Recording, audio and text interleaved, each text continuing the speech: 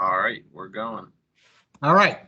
It is now 7:01 p.m. This is the May 11th, 2022 meeting of the Trails, Sidewalks, and Bikeways Committee. To conduct this meeting wholly electronically and to effectuate both the emergency procedures authorized by FOIA and the emergency ordinance, this committee needs to make certain findings and determinations. For the record, it is a bit cumbersome, so I ask you in advance for your patience.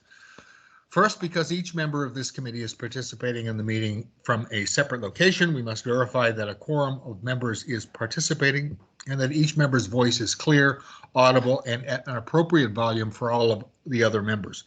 Accordingly, I am going to conduct a roll call and ask each committee member participating in the meeting to state your name and the location from which you are participating. I ask that each of you pay close attention to ensure that you can hear each of your colleagues. Following this roll call, we will vote to establish that every member can hear every other member. I am the representative at large and chair. I'm Ken Comer calling from Springfield. Braddock District, Mr. Cosgriff. This is Bob Cosgriff, Braddock District Rep, calling from my home in the Braddock District. Hunter Mill, Mr. Rowe.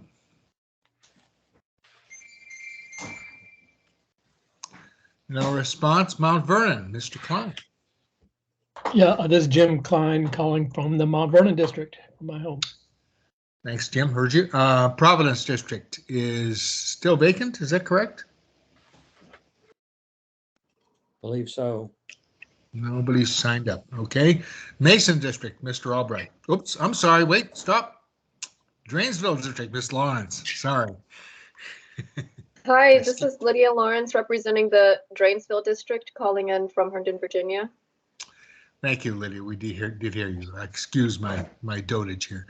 Mason District, Mr. Albright.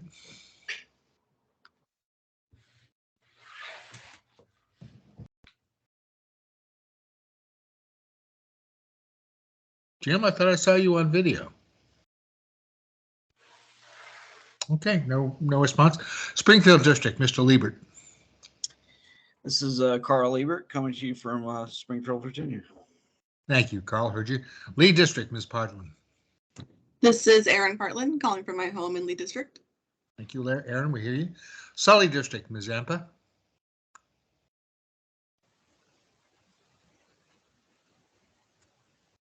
And no response. Clifton Horse Society, Ms. McDaniel.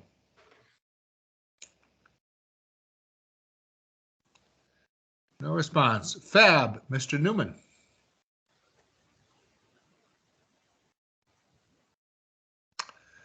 No response. And we do not have anybody yet from the Fairfax Area Disability Services Board, I assume. Fairfax County Federation of Citizens Associations, Mr. Tipton.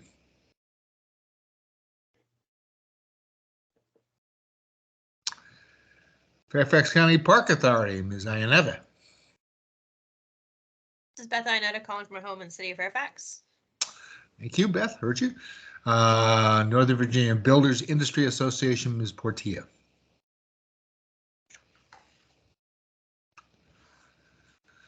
No response. Northern Virginia Regional Park Authority, Mr. Depew. No response. And WABA, Mr. Albers. Howard Albers from my home in Fairfax. Thank you, Howard. Heard you. I move that each member's voice may be adequately heard by each other member of this committee. It is our practice to approve this and all other subsequent notions by acclamation. So I will now ask if there are any objections or nay votes. Hearing none, the motion carries. Second, for having established that each member's voice may be heard by every other member, we must next establish the nature of the emergency that compels these emergency procedures, the fact that we are meeting electronically, what type of electronic communication is being used, and how we have arranged for the public to access this meeting. Therefore, I move that a state of emergency caused by the COVID-19 pandemic makes it unsafe for this committee to physically assemble and unsafe for the public to physically attend any such meeting, and that as such, for its usual procedures, which require the physical assembly of this committee and the physical presence of the public, cannot be implemented safely or practically. I further move that this committee may conduct this meeting electronically through the Microsoft Teams platform. This format will also provide a dedicated phone line. The public may access this meeting by going to www.fairfaxcounty.gov/transportation/trails and using the Microsoft Teams link there, or by calling 571-429-5982 and using the access code 389-589-440#. It is so moved. I will again ask if there are any objections or nay votes. Hearing none, the motion carries. Finally, it is next required to establish that all of the matters addressed on today's agenda address the emergency itself, are necessary for the continuity of Fairfax County government, and or are statutorily required or necessary to continue operations and the discharge of this committee's lawful purposes, duties, and responsibilities. It is so moved. I will again ask if there are any objections or nay votes.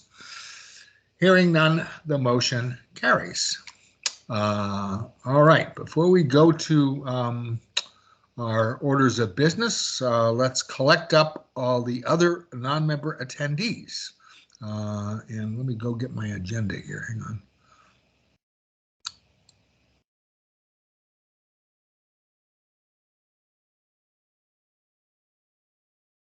While you're doing that, this is David Loss from FCDOT. And looks like there's Chris. Go ahead, Chris. Chris Wells, Fairfax County Department of Transportation. I'm Zach Desjardins. I'm a Fairfax County Department of Transportation as well, working under Chris and with David. Okay, I'm sorry. Could you just?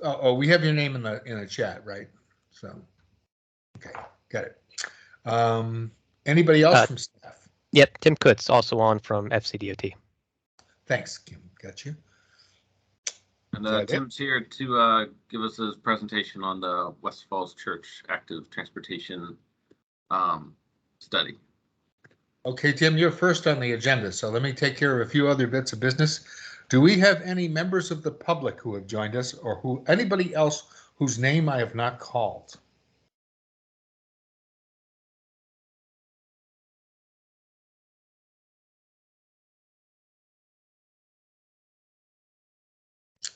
All right. The read ahead for the April 2022 minutes is been waylaid by highwaymen on the way back from Boston. So we will deal with that. I assume, Beth, you're talking about April's minutes. Is that correct? Correct, April. They'll be deferred till next month. Deferred till next month. Okay. So that allows us to move to the presentation. So Tim, I guess the floor is yours. We're going to talk about the West Falls Church Active Transportation Study. All right, great. Thanks for having me. And David, were you able to pull up the presentation? Yep. Just give me a second. Sure. Thank you. There you go. Okay, got it. So I think I have about 45 minutes to talk to you all about this study. So I'm going to move through the slides. I've got about 23 of them, and then take questions at the end if that's all right. A lot of information to cover. Some of it might be relatively new to you all, so happy to take questions, and certainly can answer those after this call as well. So we can move to the next slide, and I'll talk about what it is that we're going to be discussing today as part of this presentation. Give you some background and purpose for the study. What is the West Falls Church Active Transportation Study? How did it come about? Take a look at the study area, which is basically a 2-mile bike shed around the West Falls Church Metro Rail station, and then a 1-mile walk shed for pedestrians around the station area. Talk a little bit about other considerations for the study area itself, other plans that are kind of influencing this study. The advisory group and technical group, which are sort of the groups that make up the work of the study itself. The advisory group being the community representative group that meets about every month to talk about the recommendations for active transportation and kind of decide on where to take those recommendations, how to prioritize them. And then the technical group, a couple of the members are on this call, Beth and Chris, basically a grouping of folks that are subject matter experts in various fields that can kind of help guide the advisory group. We'll talk about the study objectives after that, and then look at the existing conditions analysis. We have a couple of different metrics that we're looking at as part of the study, and I'll talk about those in a little more detail. And then I'll wrap up with a study timeline and some next steps. We have 2 community meeting sessions coming up next week, so I'll give you the dates for those and give you some information on how you can participate and encourage others to participate in the study as well. So we can go to the next slide. A little bit of background. The study really came out of the West Falls Church Plan Amendment that was adopted last July. And that plan amendment essentially looked at the WMATA parcels, which you can see in subunit A1, and then the Virginia Tech parcels in subunit A2, and allowing for greater intensity of development, mix of uses, so residential, retail, and office uses in subunit A1, the WMATA property, and then institutional uses at a higher intensity for the Virginia Tech property.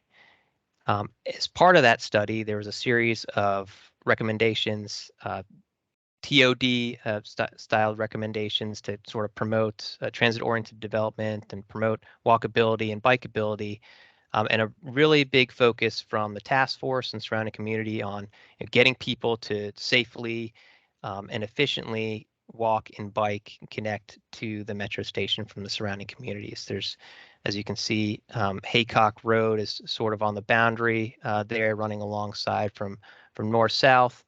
And then we'll look at another map and I can kind of show you the other major roadways. You have I-66 running along the north of the property, and then kind of alongside the south west corner is Route 7. So few major roadways, and so really trying to consider how we can get folks safely and efficiently across those roadways and connect to this site, which is going to be more, again, transit-oriented development focused, is certainly a challenge. And so as part of that consideration, there was a follow-on motion presented for an active transportation study, and that's what this is.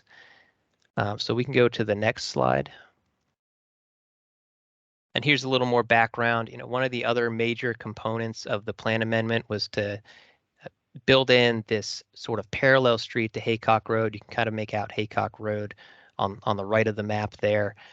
And you see the parallel street to Haycock Road is really that sort of greenway that runs up from Route 7, Leesburg Pike, through the city of Falls Church, which you can see is outlined by the ball fields and the sort of white blocks that sort of front Leesburg Pike there. That's the city of Falls Church boundary, and then kind of crossing over from that is Virginia Tech, and then the WMATA property.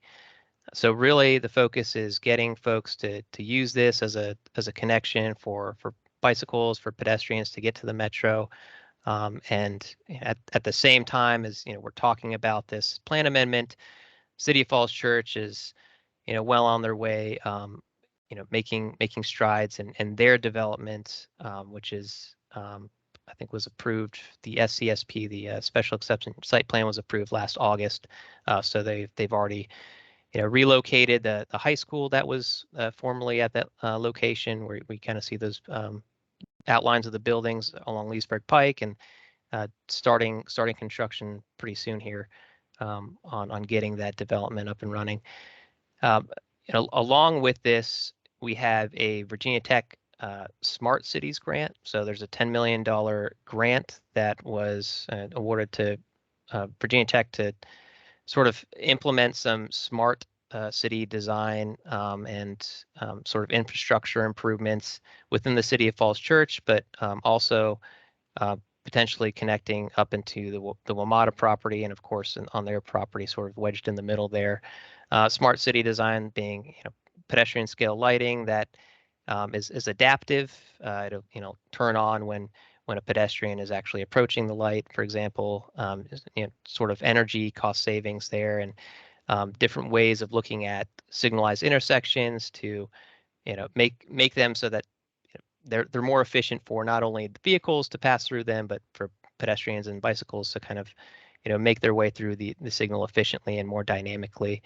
So things like that, and that's a grant that's still kind of being formulated. The ideas are sort of being tossed about still, and but that is underway and a consideration as part of the study. If we move on to the next slide, there's a host of other plans. Obviously, this being an active transportation study, of course, we looked at the countywide trails plan, the bicycle master plan, and kind of looked at the networks that are being proposed as part of those plans. And we've had similar studies, and there was a Shreve Road corridor study done recently by VDOT that's obviously relevant to this area. Westmoreland corridor study, which is a nearby roadway, and certainly coordinating with the active Fairfax team on the countywide active Fairfax plan, and what they're doing has been a big part of kind of developing the goals, the recommendations in the study. And a little more on that on the next slide. As part of active Fairfax, they had you probably know about the barriers to active transportation and destinations input map. So we took a look at that map, which is basically a crowdsourced map that allows people to submit public input, kind of note destinations around the county, and voice whether they think there needs to be an improvement or they have a concern. So we took a look at that map as part of the study to see, okay, what are some of the concerns that people have already voiced? And we're not starting from scratch here. We're trying to sort of roll in the feedback that the community has already provided as part of this West Falls Church area, part of the greater area. So that's been a really important component in sort of developing the recommendations we have for active transportation around the study area, which brings me to the next slide. I believe we'll actually show you what the study area is. So starting from the middle, you see in the center is, of course, the West Falls Church Metro Rail Station. And then the green outline with the shading is what's known as the effective walk shed. So anywhere that you can walk following the sidewalks and the roadways within a mile of the station. And beyond that, you can see kind of a purple circle that is, as the crow flies, 1 mile radius around the metro station. That's where we're looking at pedestrian improvements, how we can get people to walk safely and efficiently to the metro station. And then beyond that, the larger area, the 2 mile radius, is where we're looking at the bike network and how we might be able to make some improvements there. And again, the main goal, and I'll get to the goals and objectives on the next slide, is we have a lot of recommendations and a lot of projects really that have been proposed or part of the Transportation Priorities Plan, the TPP. Those are noted on this map. You probably can't see them very well, but if you wanted to kind of take a closer look at this, we do have the link at the bottom. We can share these slides after the call. But all those blue dots you kind of see scattered around the map. Those are projects that are either recently completed or are in the process of being planned out or on the TPP or other various planning documents. So there's already been a lot of work and effort in this area. So this study is really to kind of go beyond that and see, okay, what else do we need to do here to make this better for active transportation users? And then, it's a big study area. We're going to have a lot of recommendations. How do we sort of whittle those down, so to speak, and prioritize them so that we can target them? We don't have obviously unlimited funds in the county to address all these issues. What are the kind of the big ticket items that people want to see fixed? where are people's major concerns and how can we address those most efficiently. That's really kind of the overall goal of this study. So we can go to the next slide and kind of talk about what the makeup of the groups that work on the study. So I mentioned the advisory group. That's the group of citizen participants. You have 3 representatives from the Drainsville district, 3 from the Providence district, and then you have 2 each from the Drainsville and Providence district school PTAs within the study area. There are 3 schools within the 1 mile watershed. So that's an important factor in this study is, you know, how do we make sure that we're making these facilities and these networks safe for school children who are walking to school and biking to school. We have a representative from the McLean Citizens Association, the Providence District Council, FAB, the Fairfax Alliance for Better Bicycling, and Fairfax Families for Safer Streets.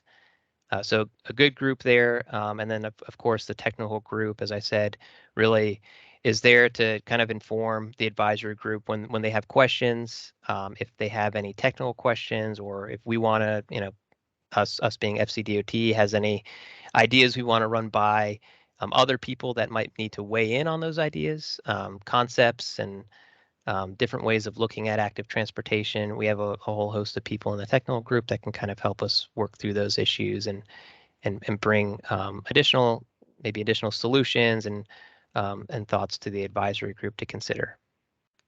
So there's a list of them there. So the objectives of the study, again, I mentioned the overall objective, but really this is an effort to make sure that we're providing enough opportunities for community input. So we've had 1 set of community meetings already earlier this year. So we had 2 sessions for that first set of community meetings, and we're having another 2 next week to sort of go over the recommendations that the advisory group has come up with. And then we'll have a final set 2 community meetings probably towards June, July to kind of wrap up the study. But really that's kind of the big takeaway from this study is we want to make sure that we're getting everybody involved that we can and providing the opportunity for people to tell us what they want to see in their communities. Of course, improving safety, accessibility, comfort. I mentioned those things. That's obviously a goal of an active transportation study. We have some, you know, really important community assets. Obviously, the metro station being one. The schools I mentioned, but the Washington Old Dominion Trail is not too far from the Metro Rail station. That's, you know, major regional trail to the south of the station. So getting folks to and from that destination is also a key consideration. And so I mentioned there's a lot of recommendations already as part of the active Fairfax plan and the map that we saw with the community input. There were I think 100 people had already weighed in on that map for the study area itself, for the West Falls Church study area. So again, looking at all those recommendations, the recommendations from the advisory group, and again, trying to consolidate those and set priorities is a big task that they have to do, and we're working through that now. Of course, coordinating with the active Fairfax transportation plan, as I mentioned, and then kind of getting a general idea of how much some of these things might cost, and the funding opportunities that might be available to actually implement these recommendations. Of course, that's a huge issue, and I know that the county is definitely making strides in order to fund active transportation projects. So that's great. And then, you know, I mentioned the WMATA plan amendment. They are actually going through a rezoning process. WMATA is for the development surrounding the West Falls Church Metro Rail Station. So we want to make sure that the recommendations that come out of this study can then inform that the rezoning process to the extent that they're able to, whether that be, you know, enhancing some of the connections that lead directly into the site, or you know, the improvements on the site itself. And we can go to the next slide. Okay, so I mentioned the metrics that we're looking at. There are 2. This is the first one, looking at pedestrian level of comfort. And this metric was really devised with Tool Design Group, working with Montgomery County Planning Department. They kind of came up with this metric in fall of 2019. Since then, they've really made it a big part of what they're going to be rolling out as their pedestrian master plan. But generally speaking, this is a point-based rating system. So you're looking at various facilities, the sidewalks, mainly trails, and you're applying a score to that sidewalk or trail or street segment, given a number of different variables. So how wide the sidewalk is, what the posted speed limit on the adjacent roadway is, if there's a buffer present and how wide that might be. Other additional types of buffers might be a straight parking lane, a bike lane, whether there's a curb present, and then we talk about average daily traffic, the amount of vehicles on an average day that travel along the adjacent roadway, and presence of street trees. There are a lot of things to consider when you talk about pedestrian comfort, but these are some of the variables that we found most important and have kind of rolled into this metric. And you can see what the scoring system sort of looks like in the table below, looking at level of comfort. There's 1 being very comfortable, highlighted in green, all the way down to no pathway, so not having any sidewalk anywhere for the pedestrian to walk, in red. And so if you look on the map to the right, you see quite a bit of red, especially kind of to the northwest and the east.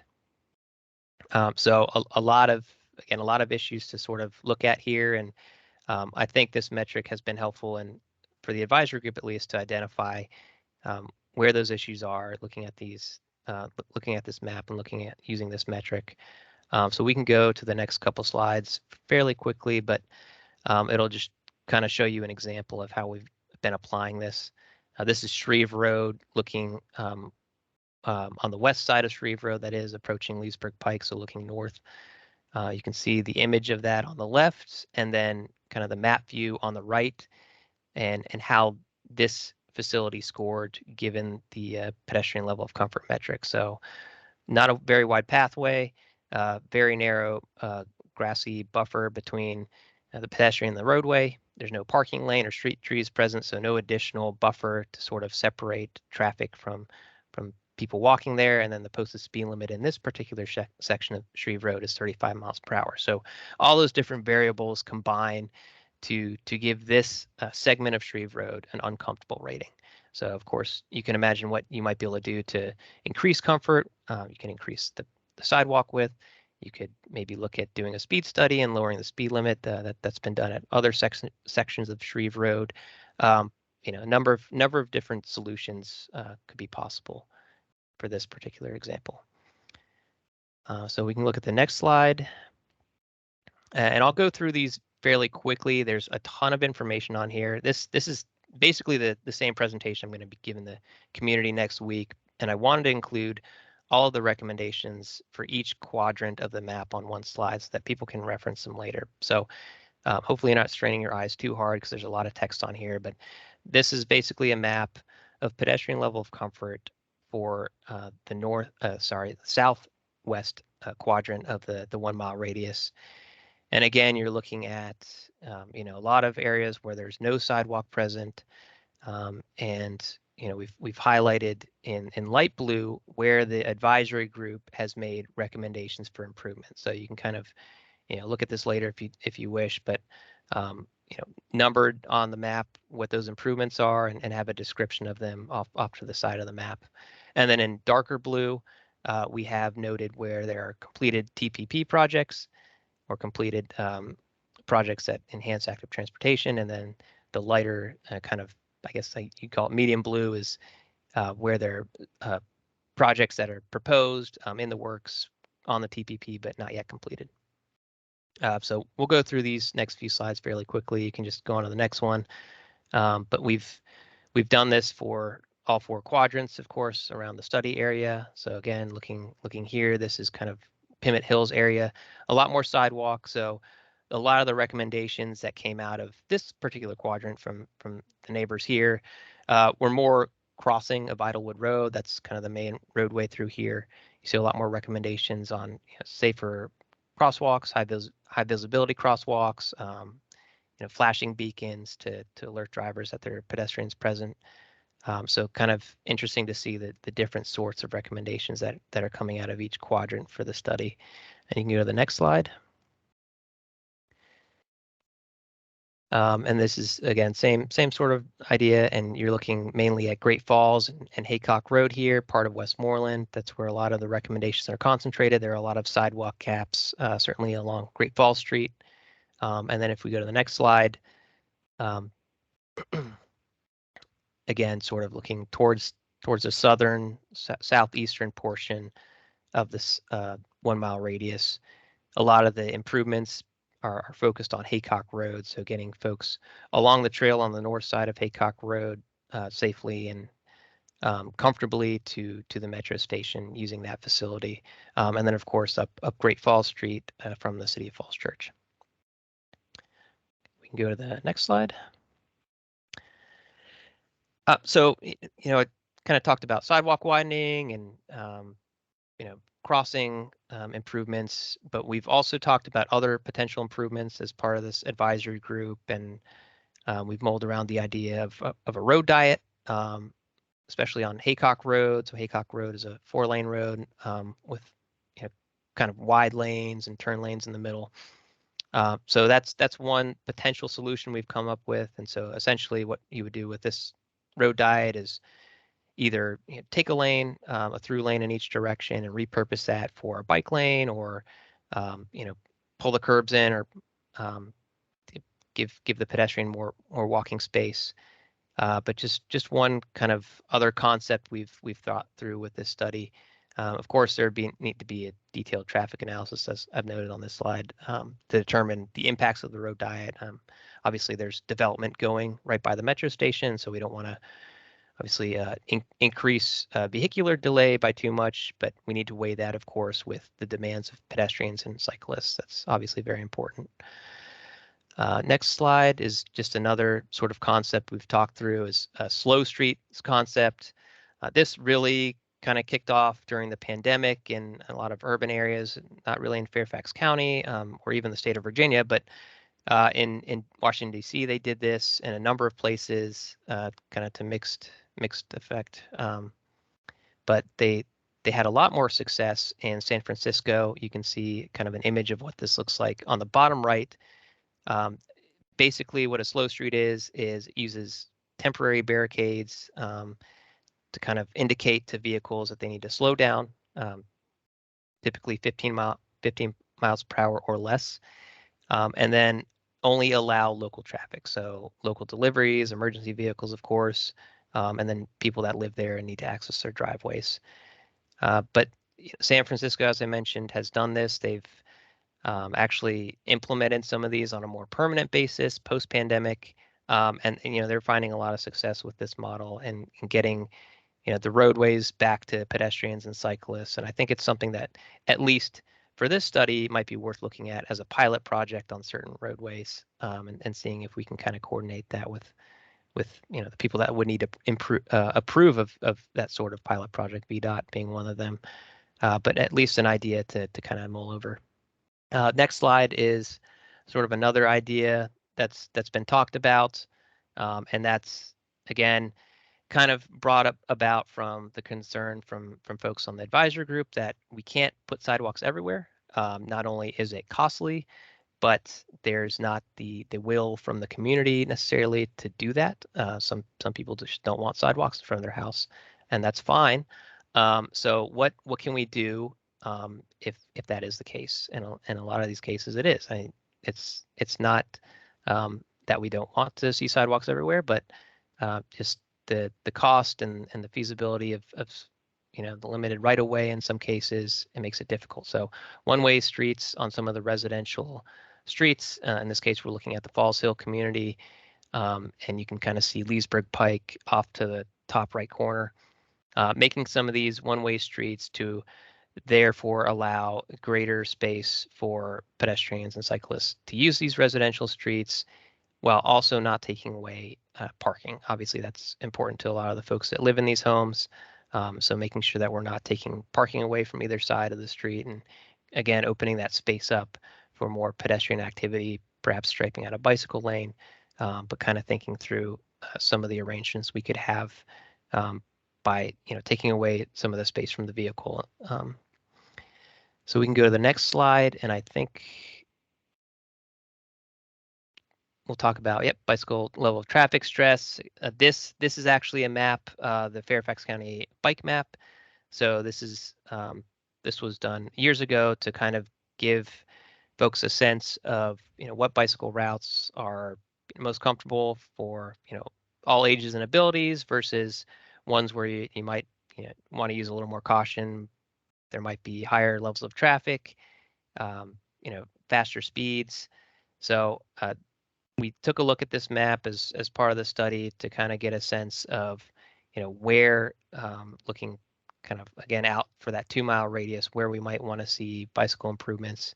So I highlighted in red, sort of, if you can see the outlines, where the higher stress, less comfortable bicycle routes are. And of course, you're looking at Shreve Road, Haycock Road, Route 7, Great Falls Street, Idlewood Road. So, the main roadways that surround the station. And so that's really where the advisory group has focused their attention, is sort of on those main roads, which makes sense to try to make them more comfortable for cyclists. Go to the next slide. And so here's a look at what those improvements are, the improvements that they've recommended, and really a lot of these came from Bruce Wright, who's on the advisory group, part of Fairfax Better Bicycling. He kind of indicated where he thought there would be the greatest need for connections within the 2-mile and 1-mile study area for bicycle improvements. And we can go to the next slide. So yeah, I ran through a ton of information rather quickly, so happy to go back if there are questions through any of the slides. But we are looking right now at the study timeline. Of course, the yellow star is indicating where we are now, which is, we just opened up a community survey. So there are links to that we can send around. We opened that up yesterday, so we have that up and running until the 1st of June to get feedback on the big laundry list of recommendations that I showed on the quadrant slides, as well as the bike recommendations.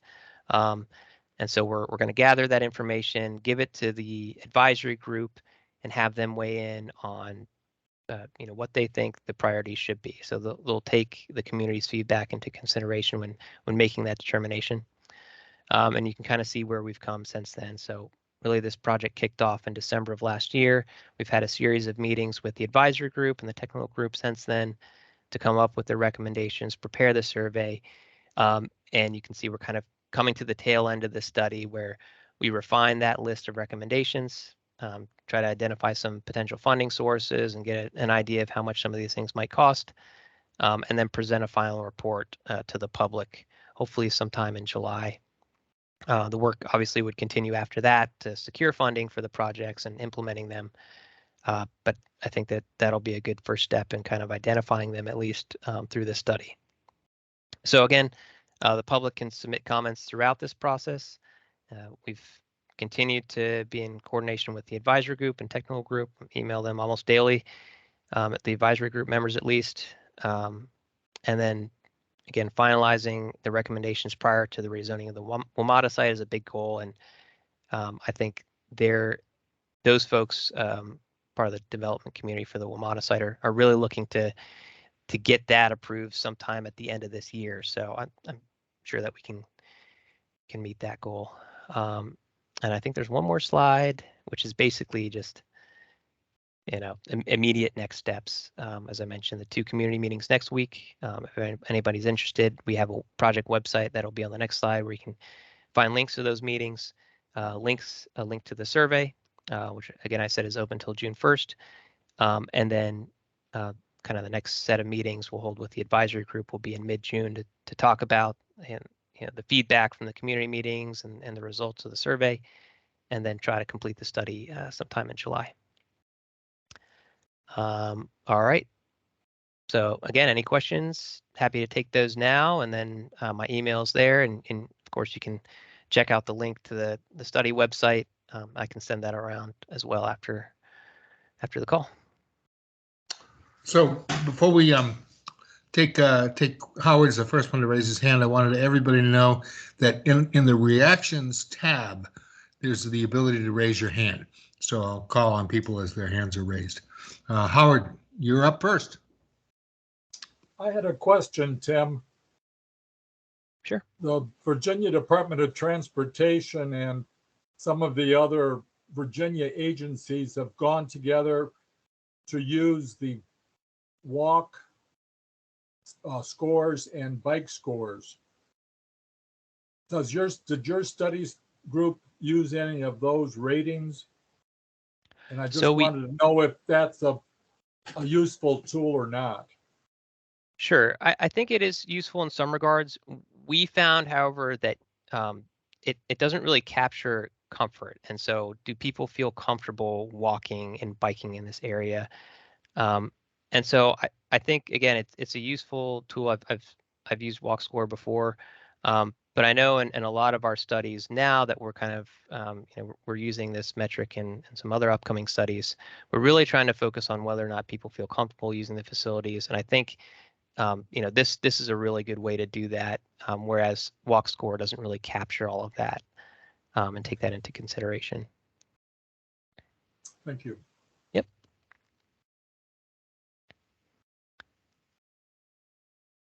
All right. Any other questions? You mentioned the adaptive lighting for as pedestrians walk through. And I'm wondering how that works. My mind's eye has you walking out of the metro station, a lone pedestrian. The whole place is dark, but the streetlights are going to go on underneath you, and I can't believe that that's the way it's going to work. Right. No, I don't think that immediately outside the metro station. I'm guessing that they're going to keep that lit pretty regularly. I think this is really more looking at the city's development site. So, looking at sort of the businesses within that development. Again, it's pretty early stages for this grant work. They haven't really formulated everything that they're going to do. But that is one thing that Virginia Tech has mentioned in the meetings that I've been to, at least for that grant, is, this idea of adaptive lighting so that there's not a light on 24/7. And maybe it's dimmer at certain parts of the night, and then when a pedestrian approaches, it can brighten up to kind of light the pathway better for them. But it's all kind of part of energy savings. And another component I mentioned was the smart intersection design. So looking at installing some sort of technology into the controllers on the signals for the intersections, and trying to make them more efficient, so people aren't just waiting around to cross, for example, in collecting data on the intersections too, to program them more efficiently. So I think those are the two big ones that I've heard them talk about. I know there are others. I could also share some resources from Virginia Tech to kind of give you a better idea of what they're looking to do with that program.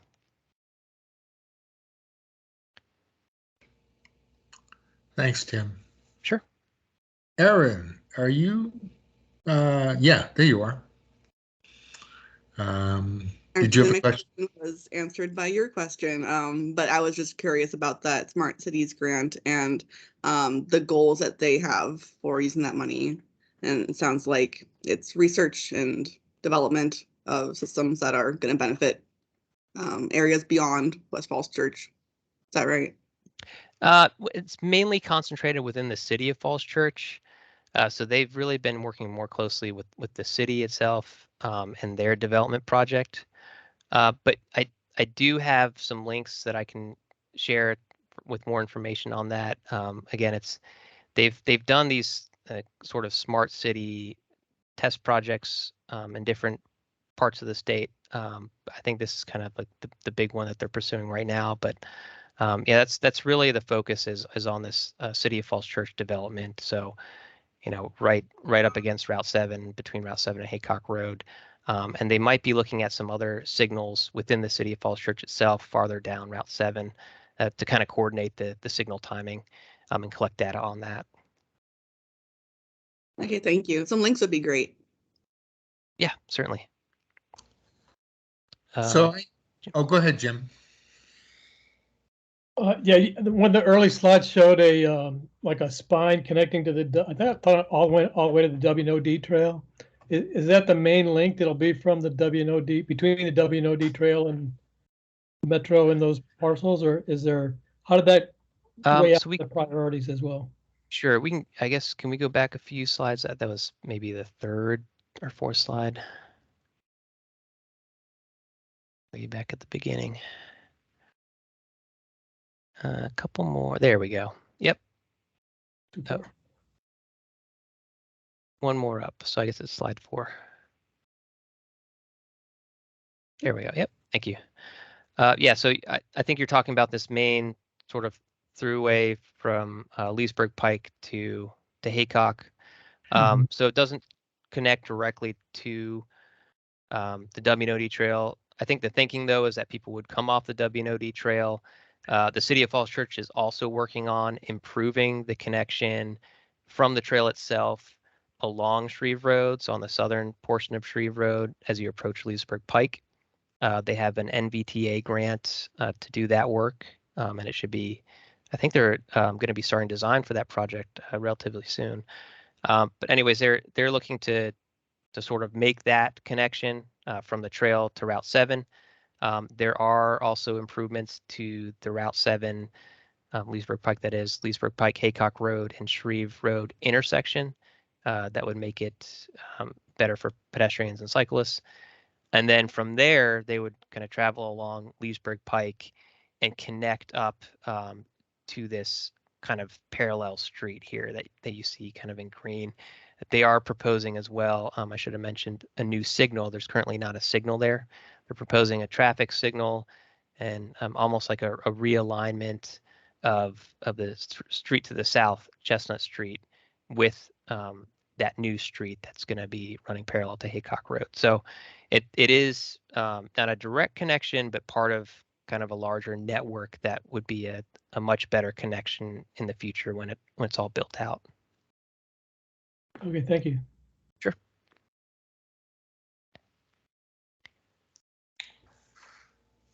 So I have kind of a question that it really isn't for you, but for the people who deploy you, because this is a great integrated design. I'm really impressed with this, and it shows a lot of work and a lot of thought, and I really like it. You've brought in a lot of crowdsourcing, and I think it'll be great for this area.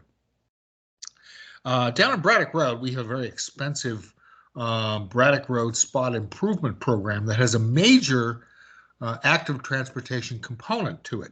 But I keep getting the impression that there's none of this type of integrated thinking associated with this. I'm thinking maybe the Braddock Road spot improvement program is on the order of this expense, maybe not quite as expensive as this, but it's no small change, especially including a pedestrian bridge and all that stuff. How does a project get this type of integrated analysis and engineering on behalf of active transportation?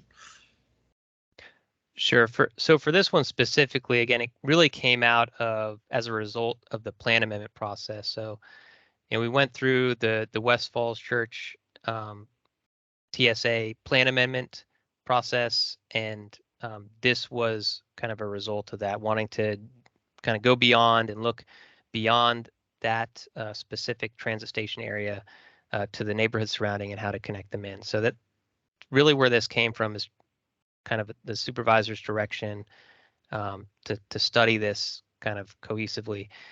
There are other similar efforts. Another project we're working on for Huntington, but again, that's around a transit station area. That was a grant that we FCDOT applied for to sort of do the same thing, look at pedestrian and bicycle connectivity. But I also know, and maybe Chris could probably obviously speak more to this, and David, but with the active Fairfax project, there's a lot of targeted community outreach that they've been doing in these various areas. I don't know that there'd be a plan developed for each transit station area or community business center on the level that this has gone to. But again, that's kind of a long-winded way of saying it was really the supervisor's idea to kind of get this going as a result of the plan amendment process. So it's driven by the fact that it's a transit station, so transit-oriented development drives it. Right. And it might get driven by a business area. Yeah, Ken, let me just add, it's driven by the fact that this was controversial. The community was not. Come on, Chris, everything's controversial. This is another level. the community, okay, so we're, as a typical rezoning, we're increasing density, right? And it makes sense. Transit-oriented development is what, our economic development strategy is for the county. But as you see in this picture we're looking at, you don't have to go very far till you come across traditional, 1950s single-family neighborhoods. And so there was a lot of community angst and actually some very serious criticism, which is, I guess I could summarize it as, you see that shiny thing over there that you're telling me is good? I'm not going to be able to get to it if I can't walk or bike, or someone's going to get killed trying to get to it. So there was some serious community concerns, not really opposition. They understood the logic of transit-oriented development, but the criticism, and it's fair criticism, is that there is not adequate pedestrian bicycle infrastructure surrounding this shiny new object. And so, as Tim said, the board took that criticism to heart and created this follow-on motion to create this study to do this work. So it is, I guess, I would say in my experience, this is probably the most detailed active Fairfax active transportation analysis of a neighborhood that we've ever done. The active Fairfax transportation plan is much more large scale. So, we're looking at the entire county, how you connect activity centers like this along the arterials and the collectors and everything through, bike and ped facilities. So the active Fairfax transportation plan is also not at this level of detail. It is much more macro. But, let's just consider that this is a new detailed way of looking at active transportation surrounding development, and might serve as the model for future efforts. Well, that's what I had in mind. This is a great exemplar of the things that you can achieve if you do an integrated design, where you're committed to it from the start, and you're going to think about it as an active transportation project. As you know, my hobby horse is about a fairly expensive project that didn't get born as an active transportation project, and I'm wondering if there's a way to get a little bit of that butter on our bread. That's an excellent question. Yes, but I don't know how to do that. So. Well, I mean, as part of the Braddock study, there certainly has been a little bit of effort, for instance, around the activity center that is Kings Park Shopping Center. So that, there certainly was, there are crossing improvements proposed, a little bit of looking into the neighborhoods, very short distances, as to how people would get to that activity center. And originally that was probably more as on everyone's radar when we were going to build a transit transfer facility there. Yeah. So again, I think that since this is now a public effort as ordered by the Board of Supervisors, it can serve as a model for citizens such as yourselves asking these type of questions. Well, when will my neighborhood get a look-see like this? And of course, the answer is it's because it's more than that. It's time and resources. Protecting an investment. It's a question of you spend. Yeah. Here's where you're going to spend. You spend a lot of money over here and over here. Yes, I know that active transportation is in nowhere near this level of detail throughout the county, but let's look at where big monies are planned to be spent. And especially since active transportation, a major part of some of them, Braddock's a good example, Braddock was a good example, then it isn't asking you to spend money where you're not going to spend it. It's asking you to spend it wisely where you are going to spend it. So no, that's a great point. You're right. I mean, if we're going to spend, I don't know what Braddock's cost is right now. Let's assume it's hundreds of millions of dollars. If we're going to spend that kind of money, I mean, I've certainly learned in my career, the taxpayers expect us to fix their problems. They don't want to. How expensive is this project? Well, see, right now this is a private sector project. It's development on the WMATA property. It's development in the city of Falls Church, and that hole in the middle used to be where there was going to be development on the Virginia Tech campus, which may or may not still happen. So this is all private sectors. You know, I guess a public-private partnership in the case of the city and WMATA and the university, but this is not. Right now, there is not a project that is funded by the taxpayers, but certainly, again, this is a hundreds of millions of dollars of project. You certainly make a strong case that if we have a large roadway project, which does have a significant active transportation element, that it's the same thing. It's great. There's that shiny object over there that you just built. How am I going to get to it from where I live? So it's really the same concern and criticism, and you make a good point that it's a way of leveraging that investment to make it more worthwhile to everybody. Okay, just formulating my arguments while I'm waiting for somebody else to raise their hand, which looks like it has happened. Howard, please start.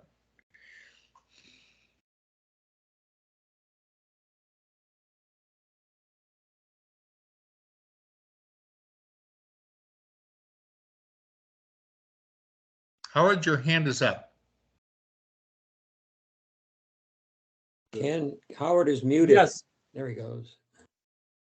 Is the current supervisor aware of the current thinking for the overpass there on Braddock Road? Or was that done with the previous supervisor?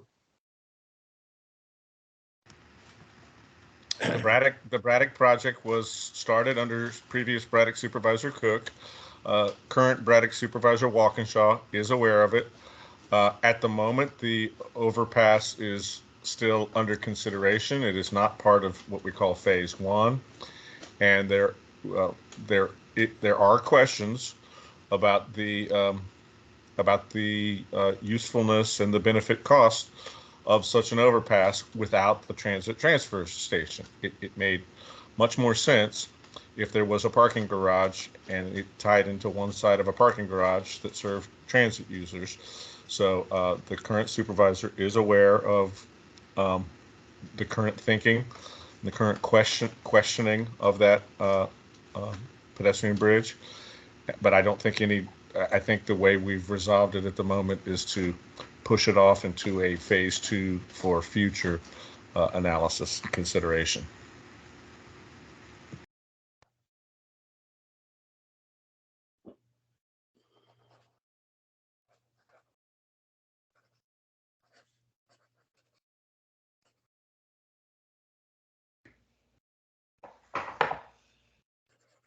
Okay, so it sounds like we've cleaned him out of all of his questions, and I want to tell you, appreciate your presentation. That was very useful, and I'm sure that the committee will get in touch with you. Members will get in touch with you if you have any further questions, because you've made yourself known to us. So, last minute, any more questions? Appreciate you all having me, and I'll probably hop off, but I'll put my email in the chat and a link to the website before I go. Thank you all. Thanks, Tim. Thanks, Tim.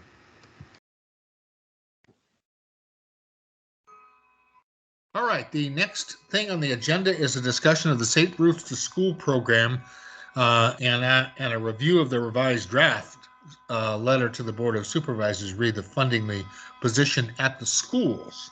So magically, probably since you guys have tuned into this meeting, in your inbox is a redraft of the letter, and I call it to your attention.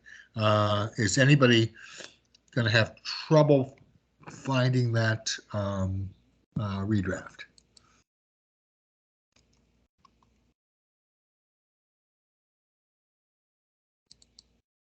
So I just shared it as well on the screen. Okay.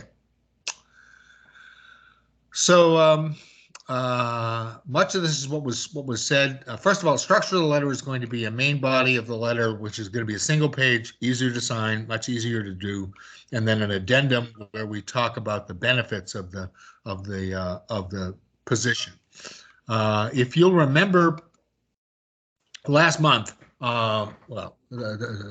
months ago, we agreed we were going to draft this letter and send it. And it was a request for them to continue funding for a position that was funded under a grant, which had come to an end. Position in the Fairfax County Schools that had in fact come to talk to the committee several times and was quite useful, as we describe in the letter, to establish safe routes to school. In the April meeting, we heard from staff that the staff is preparing to make proposals for a safe streets coordinator on county staff. And the question came up during the meeting that should we be sending a letter asking for one position, having it arrive simultaneously with a request from staff asking for a different position. So I asked to resolve, do we need both positions and what's the benefit of both positions? Because I figured we owed the board a comment on that issue in our own letter. So I think I resolved it with a paragraph that begins with in April. That in April the committee was briefed on the key concepts of active transport, Fairfax Transportation Program and Safe Streets for All, and said it included the request for a Safe Streets coordinator within the county staff. You guys will have to check my wording on that, make sure I'm using the right names for things.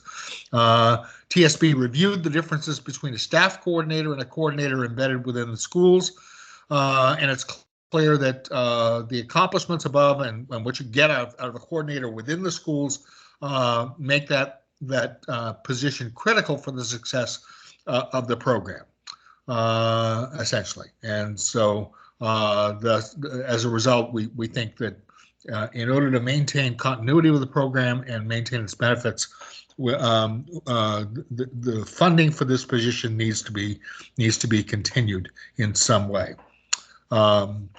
We had toyed with the idea of asking people to put various things in their budget, but we have the second paragraph of the letter is what we handled up, which is asking the board to exhaust all funding opportunities, have them, figure out. Not going to teach them how to move money around. But if they agree with our idea, they would find the money.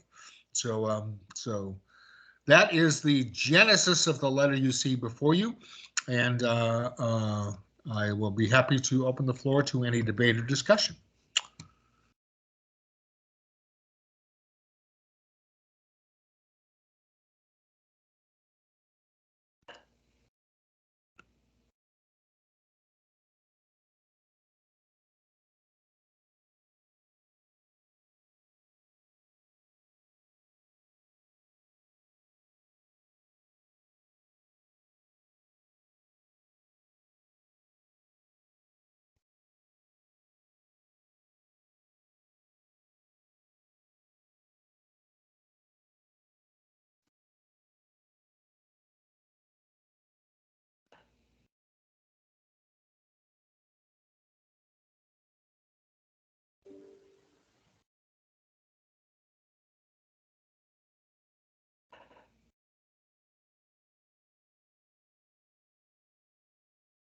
With the passage of the budget yesterday, is this overcome by events?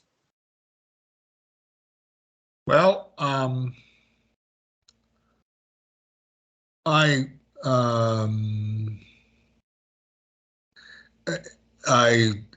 would be in the school's budget, not in the county budget. So, no, I think they also have substantial flexibility even after the budget's passed.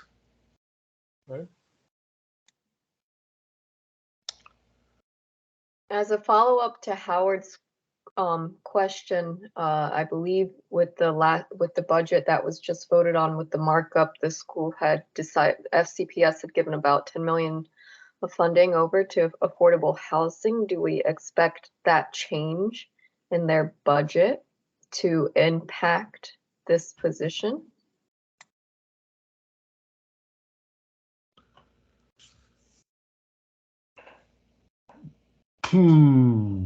Obviously, only the supervisors can answer that question.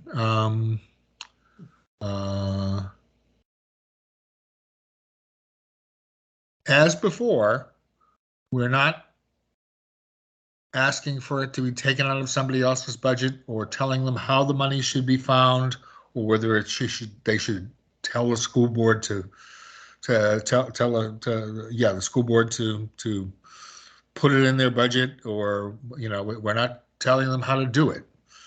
We're just saying this is a need.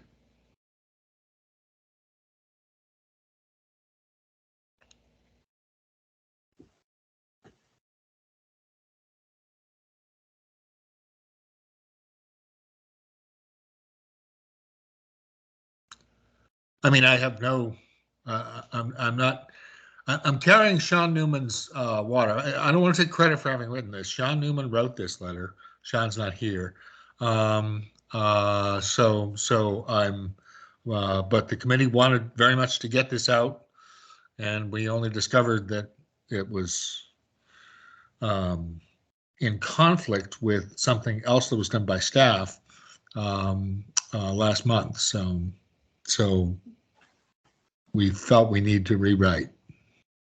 I certainly felt we need to rewrite. So this is where we are. If you folks feel if there's no sense that we should be sending this now, then I certainly wouldn't press the issue. So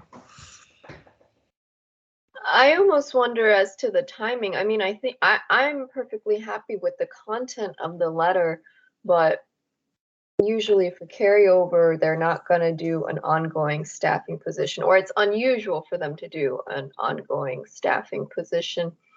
And I wonder if maybe we might be better served by spending this next few months kind of putting I'm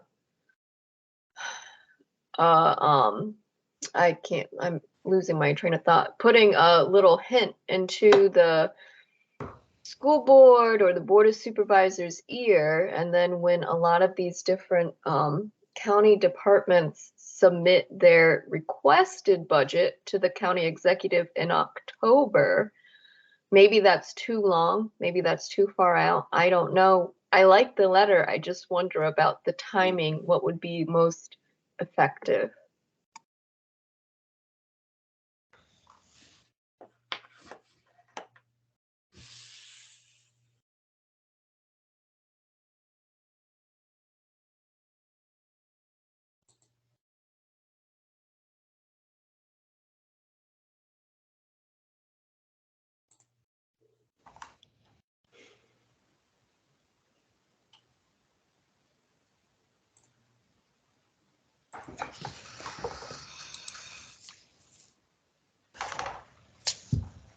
Anybody else?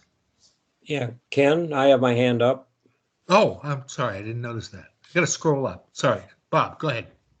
Yeah, Lydia makes some good points, and your letter makes some good points. I think it captures sort of the dilemma we're in. I mean, it's time late in regards to any effect on the county budget, and the fact that the school budget was decremented by $2 million for affordable housing is probably going to make them not want to move money from somewhere else for this program, which was a freebie for them in the first place with a grant.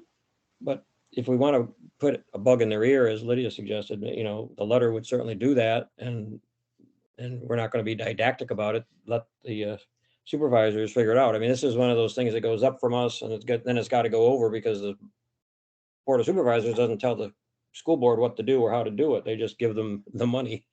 So, I presume there's a coordinator on the Board of Supervisors side that works with the school board to sort of iron out wrinkles and so forth. But I think, I think Sean was fairly hard over on this position, and probably paper's cheap. Just send a letter and let's see what feedback we get from the chairman.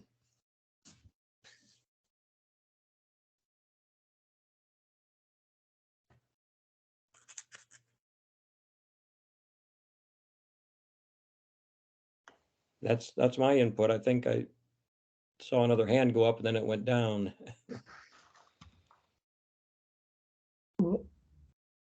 This is Jim. I think it's no harm in really sending it. It's a good letter, and maybe it's couched in the fact that it's not in the budget. We noticed, so now is the time to start thinking about put it back. I mean, I don't think there's any harm in sending it now, but just with the idea, I think at some point you have to acknowledge that it's not, the position isn't there, and it needs to be there, and you need to start working on it now to put it back.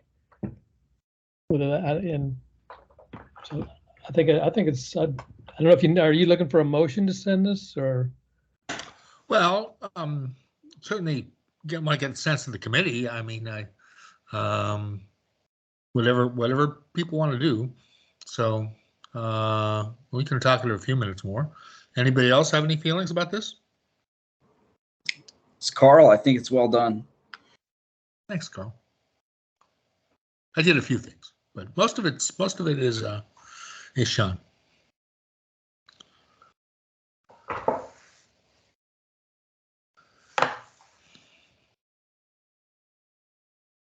So, Chris, well, people might be thinking of anything that I want to say.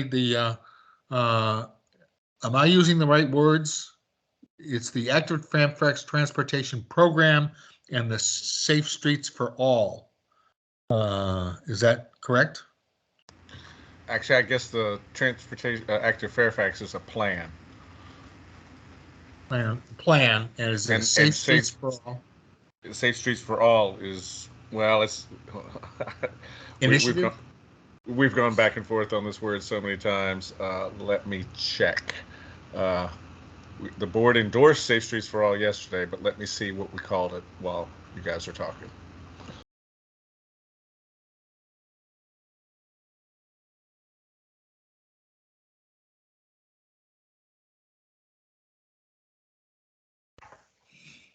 And I'm assuming, Chris, that the initiative that you guys are suggesting will still include a Safe Streets coordinator. That's still a fact on the ground, right?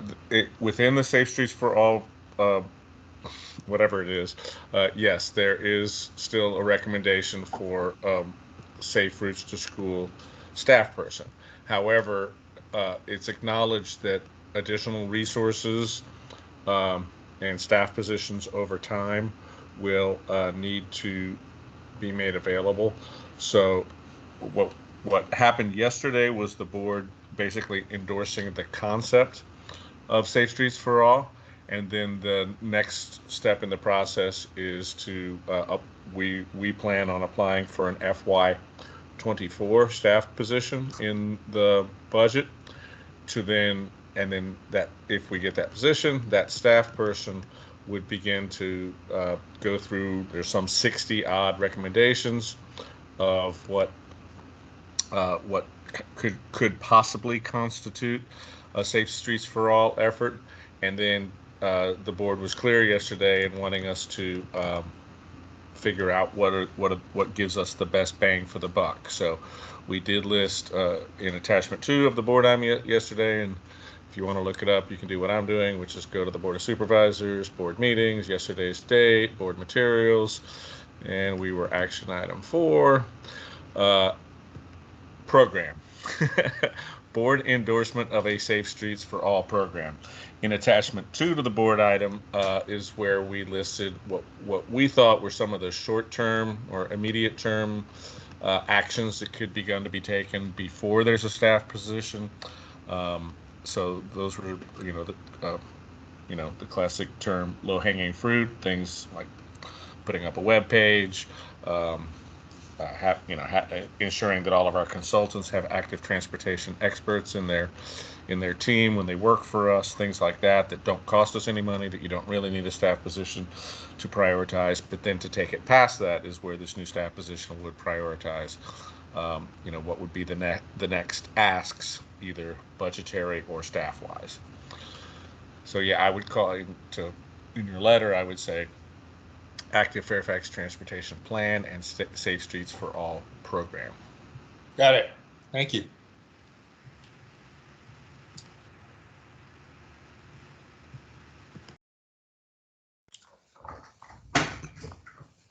So we can close this out. If I would think, yeah, just to maybe rephrase my thought, I would agree that it will not hurt. You worked on it and it's a good letter. I think the concept is good. It will raise the issue to the Board of Supervisors, and that's what the intention is. So I think we should go ahead and send it. Is that a motion, Howard? Yes, it is. So moved. Second. Bob. I third it. All right, so we can do this by any more discussion on the motion? Okay, so we can do this by acclamation. That was done all before. Are there any objections to this motion?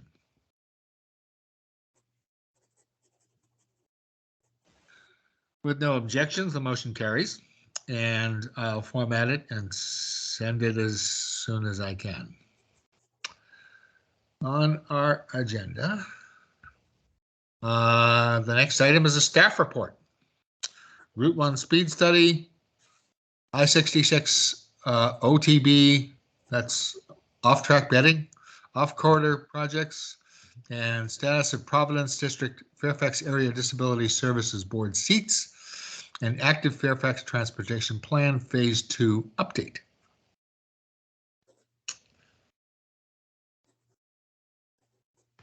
Okay, sorry, camera, mic, that's me.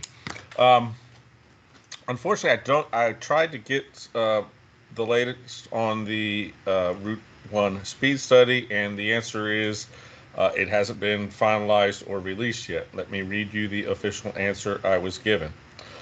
Where did it go? Darn it. Let me look here.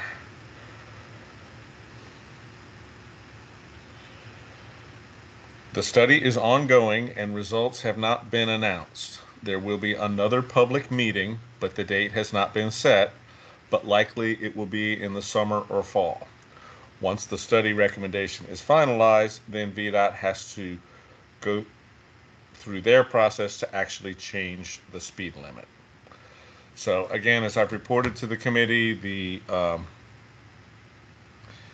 the working assumption is that they will reduce the speed limit. They gave us the go-ahead to design the Route 1 project at 35 miles an hour. The process is that they hired a consultant to conduct all their work.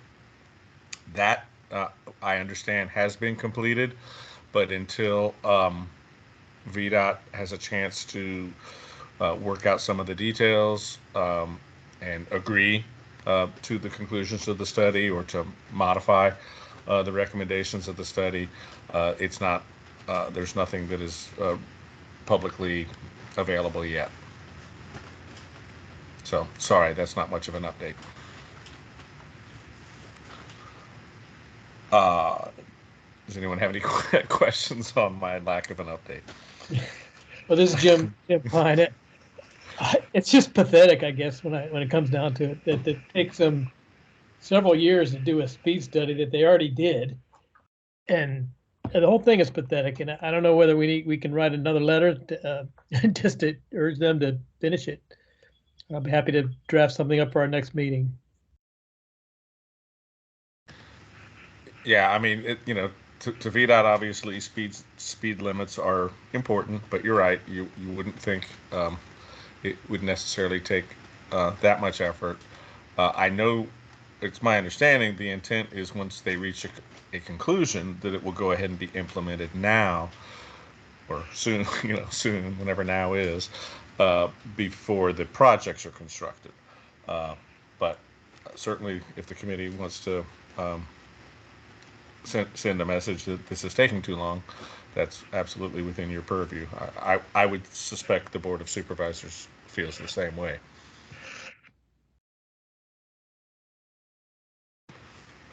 Okay, if there's no other questions or comments on that, I-66 outside the Beltway, we're moving along on everything we're working on.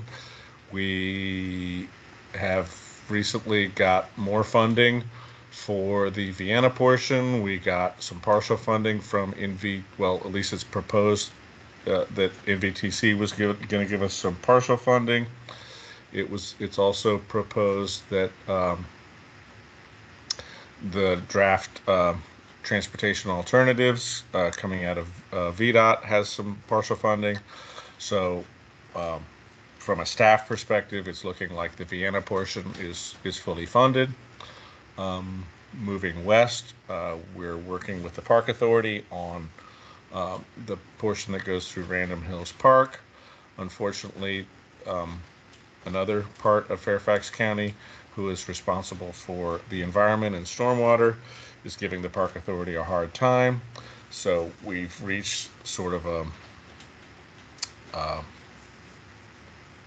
decision point, a disagreement point, where we're going to have to resolve this disagreement to be able to move forward. So we've made our director aware of that, and I'm certainly not a stormwater expert. It appears to me that it's a minimal amount of stormwater, but I understand, we need to be environmentally sensitive, and either there's an engineering solution or there's a bureaucratic solution that should take place to resolve that. We're trying to keep that portion on schedule, of course. What the 66 project itself has been saying, well, first of all, they said that they were supposed to complete their project by the end of this year, but now I understand the nuances that they expect to open the hot lanes by the end of this year. And I'm no expert, but I look at the 66 corridor and I don't think there's any way they're going to be close to finishing this project this year. They still have a lot of bridge structures to do. If you look at Stringfellow Road, it looks like the Grand Canyon. So could they open the express lanes by the end of this year? Yes. Will you be able to get on and off of it as frequently as the plan shows? Probably not. So the trail is also been a mystery because there are portions of it completed and portions that are actually waiting on some of these structures probably. So what VDOT has indicated is they understand the interest in opening the facility, and if it's not ready to be open, coincident with the freeway being open, they might look at being able to open what they can. Of course, safety is paramount, so they certainly don't want sections that are still in a construction zone or that would lead you into danger to be open.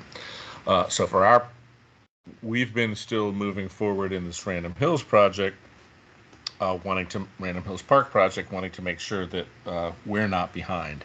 So right now we're still on track, but until this issue with the stormwater gets resolved, it's possible we have a delay, but given what I just said about the project itself, it's also possible that that will be okay because the 66 interchange won't be done at Route 50. Moving west, we're then working on the Post Forest Road segment.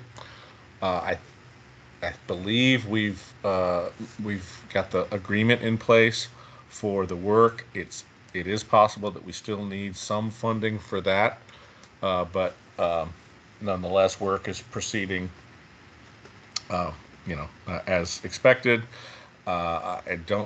There was an email about expected construction date.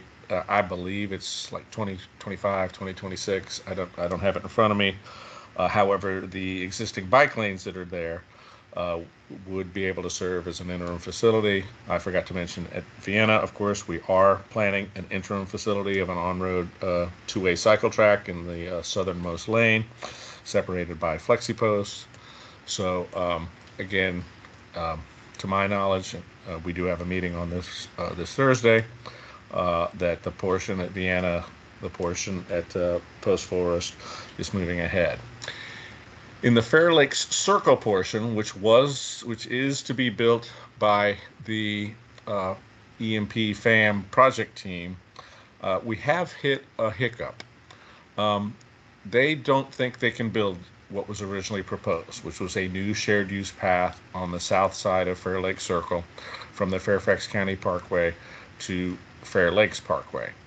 The concern is that the impacts to the properties and the trees are unacceptable, and so they have proposed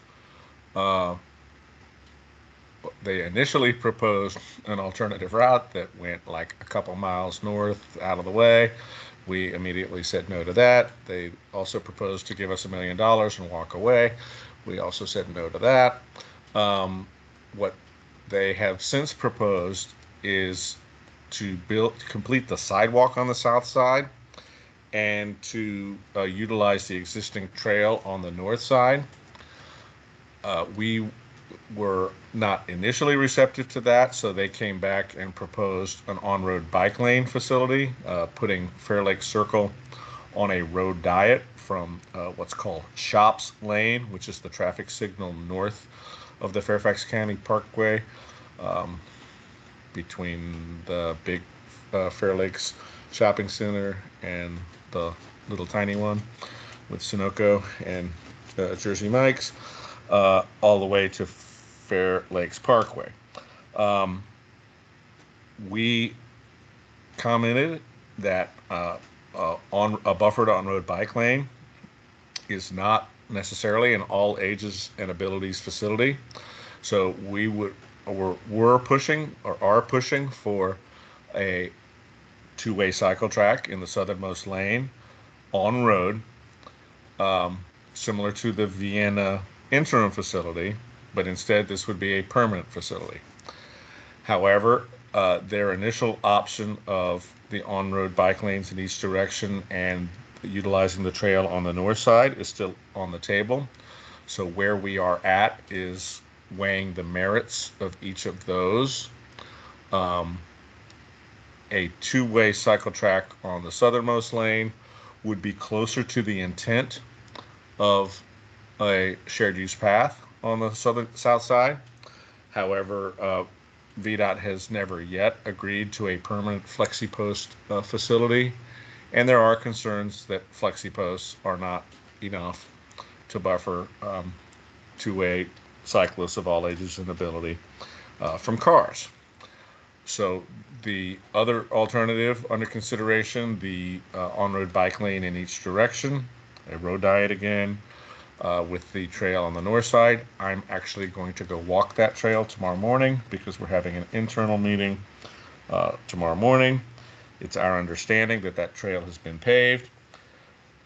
The advantage to that would be that if we were to put, so the disadvantage is you have to cross the road. You come down the Fairfax County Parkway, you come out to Fair Lakes Circle, and instead of immediately going east on the south side of the road, now you would have to cross the traffic signal at Shops, go along the north side, and then cross back across the signal at the Fair Lakes Parkway, which is a busy intersection with heavy rights.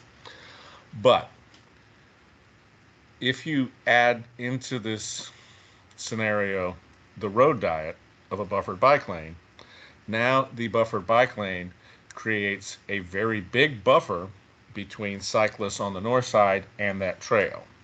And if we could leverage this option to get additional unsignalized crosswalks at the median breaks, and we've also asked for maybe the fourth leg crosswalk at Fair Lakes Parkway, Fair Lakes Circle, which would tie more directly into the Fairfax County Parkway Trail, which peels off to the west and north at that point. That would be the advantage of a facility on that side. And of course, we would expect all the ramps to be upgraded to be trail width and so on and so forth. So that came about very late in the game, and we have expressed our total dismay and frustration and pretty much anger at the project team for not doing what they promised, which was to build this shared use path along the south side. And my director has been very pointed in reminding them that we originally wanted it to stay along Interstate 66 in the first place. They had a environmental issue that they wanted to avoid, and so they proposed this alignment along Fair Lake Circle. And now 2 years later, after we haven't heard anything, they're coming back saying, oh no, it's too hard, it's going to have too much impacts, we can't do it. So that's the sad saga of where that is. However, as I said, it seems as if there are still some benefits that can come out of this sad saga. Completing the sidewalk, if you're familiar with the area, along the daycare and the stormwater dam at the very northern and eastern side of northern end and eastern side of Fair Lakes Circle is a goat trail today. There's also a couple of minor sidewalks that are missing, like along the what was the Hilton Hotel. I think it's a Hyatt now, and stuff like that. So we'll continue to look into this, but we need to resolve it soon because, again, these guys are going to go out of business when they finish the 66 project. So given that drama, I see Beth has a hand. Any questions about that? I wasn't sure if I heard you, but that roadway is 4 lanes, and it never needs to be 4 lanes. The entire time I've worked for the county for 20 years, I've never seen the need for 4 lanes on that roadway with the median and everything. And so take the outside lane and be done with it. Just be the Beacon project and just take it back and put flexi posts on it and just be done. It seems in either case we're looking at a road diet there, either a full road diet or a half road diet, very similar to what we did on Government Center Parkway. As I see Government Center Parkway today, I would feel comfortable riding in that buffered bike lane, but a family with children might not. So the thought is that a flexi post facility might provide that level of comfort, but also the trail on the north side might provide that level of comfort. And it's more scenic on the north side. So Nicole pointed out that there's a lake, and it's a nice, it's actually one of our most attractive office parks in the county. And so the enjoyment of the north side might be something too. So again, could you use it as a way to look at an engineering solution for fixing the curb and gutter problem, the drainage? Like we talked about it on Shirley Gate Road a while ago, where how do you set the curb up and all the drainage structures, and could you do an extension, if you have to move the curbs in, but could you guys look at an engineering solution as a pilot to extend the drop inlets? That's back actually in the middle of my long story about what we've come up with. We actually proposed that because that's what we're doing at Vienna. Vienna, we're taking the southernmost lane, building into the roadway, building a cycle track, which is essentially a shared use path, and putting it in the lane, moving the drainage, so on and so forth. We asked the project team if they would consider doing that, and they thought that was more complicated than the trees that they were going to take down. Their big problem is they waited too long to figure out they had a problem here, and the clock is now ticking, and they got to build all those 100 bridges out there that they're still not done with. So yeah, we asked for that, but they dismissed that option. So we're left with the 2 options at the moment that we have. I see Ken has the question, and Howard. So Chris, I got to say, I am really concerned about this. This threatens the integrity of. This is right in the middle of a very expensive major regional transportation project. Yes, exactly. This is I know your boss is ticked. I'm very angry about this. And the possibility that they could walk away and basically leave us without, with a hole in the middle of the I-66 bike lane, is that actually possible? Of course, anything's possible.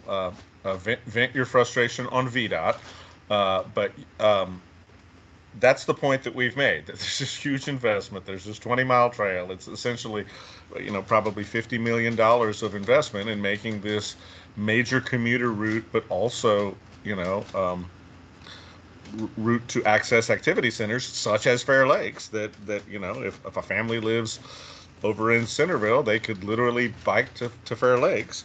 So no, we're not. No one, neither VDOT nor us, has the intent of letting them walk away.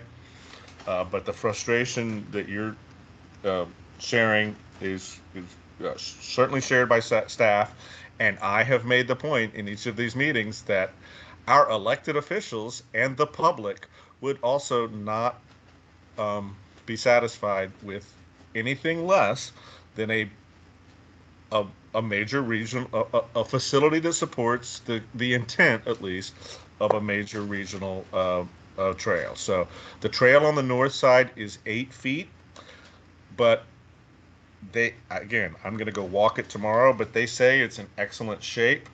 So given the dynamics of what's there, given the way the ramp is coming, when it comes down the Fairfax County Parkway, we were originally afraid that it was coming straight down under the Fairfax County Parkway and you would have to backtrack a couple hundred feet to the shops lane signal, and that no one would want to do that. It turns out, because of the grades, they have to curve it back to the shops lane signal anyway to bring this thing down at grade.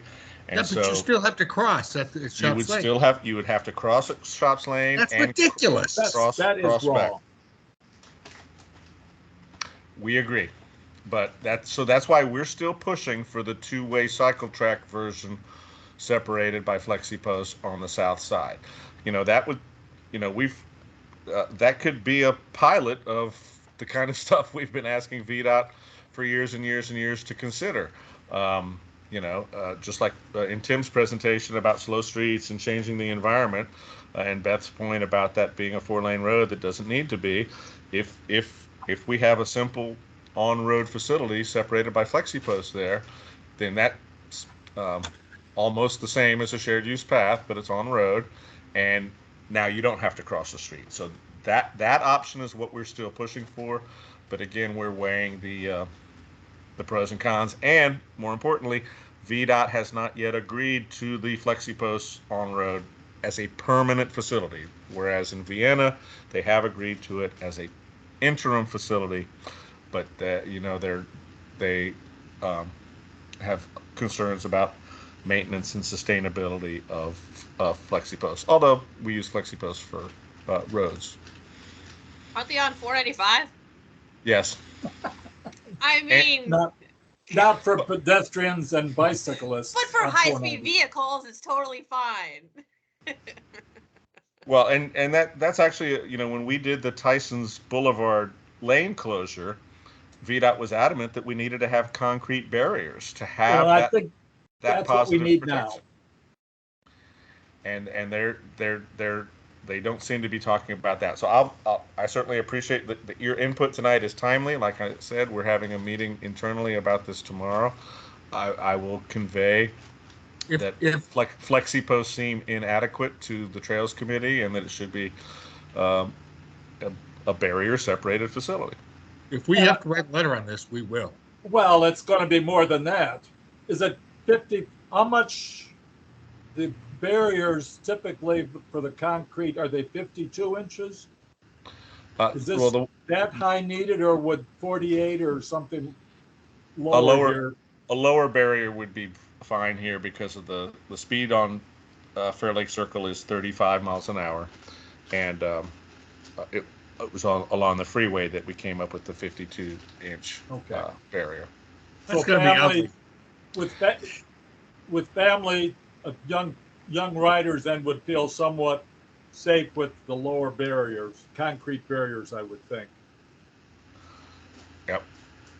The other points that I wanted to make, this was going to be a demonstration project for VDOT, for, what can be done with interstate multimodal transportation. And this is going to be not easy to explain, I don't think.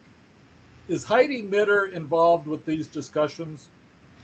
Yeah, from VDOT, it's Heidi Mitter. Of course, she doesn't have a lot of power in VDOT, but more importantly, it's Susan Shaw, who is the mega projects director. She does have power within VDOT. She realizes that this is a major embarrassment, and that's why, again, we've collectively thrown back and forth these ideas of what can and can't be done. But at the moment, certainly the project does seem to be getting off the hook for what they originally proposed.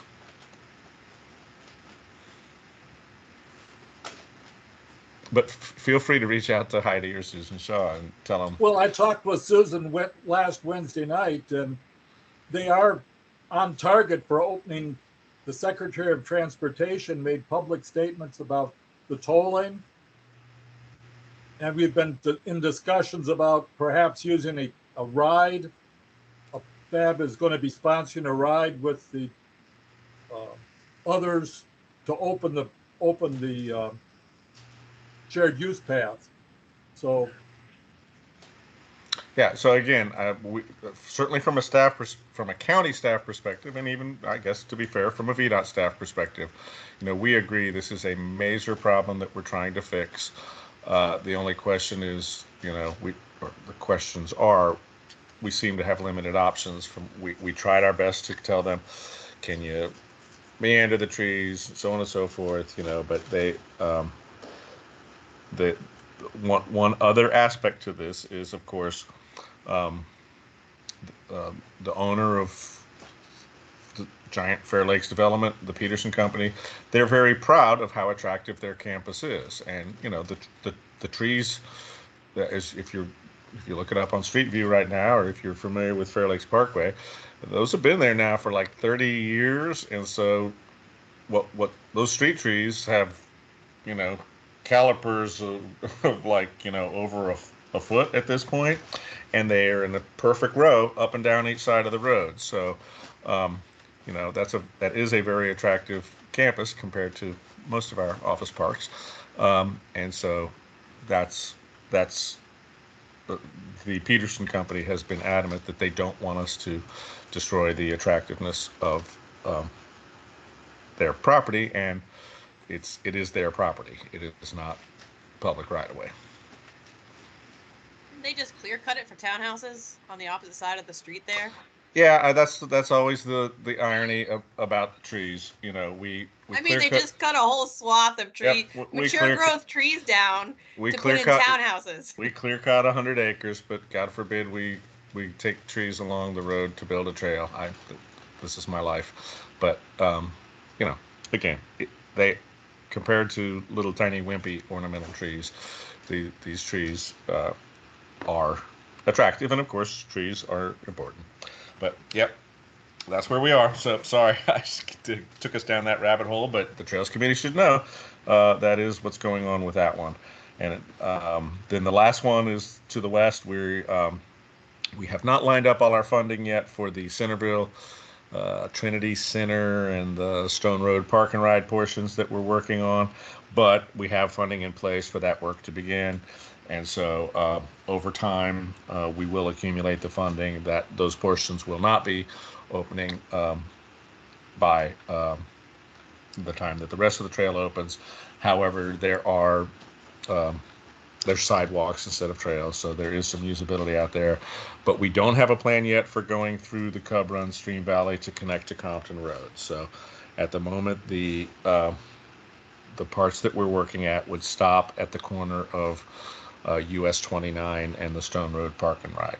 We originally were going to go straight downhill at Stone Road Extended, but that is that's probably too complicated. So the current thinking is it makes more sense to continue west along 29 and catch the Park Authority's Cub Run Stream Valley Trail out there. still would require a bridge or two within the stream valley to get us over to Compton Road. But until we can get the funding finalized for the middle segments, we don't have the capacity to fund that last western segment. So, any more questions on 66 off-track betting or outside the Beltway? Oh, that's it. And then we call them off corridor. So everything I just talked about was off corridor. So it's 66 outside the Beltway, off corridor. I do not have any updates on Providence and the Disability Services Board members. Last month, I reached out to them, and they said they were aware of their vacancies and they were working on it. But I haven't heard anything since then. On the active Fairfax transportation plan, we are moving full steam ahead into phase 2. David sent out on behalf of Nicole all the working groups that we are planning to establish to look at various aspects of this effort. We're sending it to you all, the Trails Committee, and we will also be sending it to the Transportation Advisory Commission to see if there's members. You know, we'd already identified stakeholders from FAB and Fairfax Families from Safe Streets, and probably Coalition for Smart Growth, maybe someone else I'm forgetting, but and a bunch of county agencies and so on and so forth. But we certainly did want to reach out to both the Trails Committee and the Transportation Advisory Commission, who are our two lead citizen committees that are interested in active transportation. So there's different working groups. There's probably too many working groups for any one person to staff, but if you're interested, if any of the members are interested, we're certainly looking for that broad community input.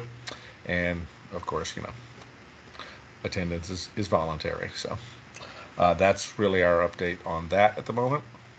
Beth? You don't have to answer it now.